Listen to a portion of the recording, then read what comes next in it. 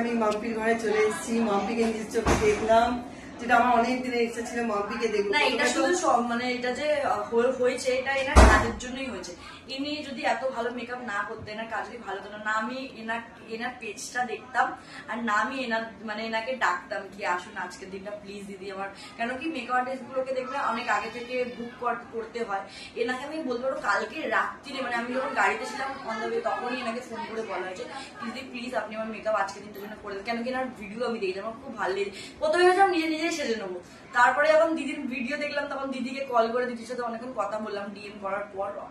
তো তারপরে দিদি আজকে যে চলেই আসবে সত্যি আমি জানতাম না। আমি খুব খুশি তুমি এসে করেছো মেকআপ, আর আমার পুরো অনেক ভালো লেগেছে আমার মেকআপটা, যেরকম চেয়েছিলাম মনের মতো।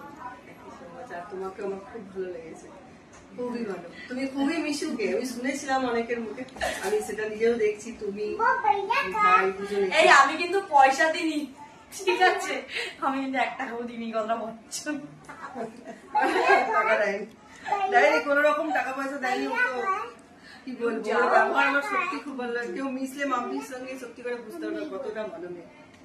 Thank you. তোমার সাথে কাজ করে অনেক ভালো লেগেছে।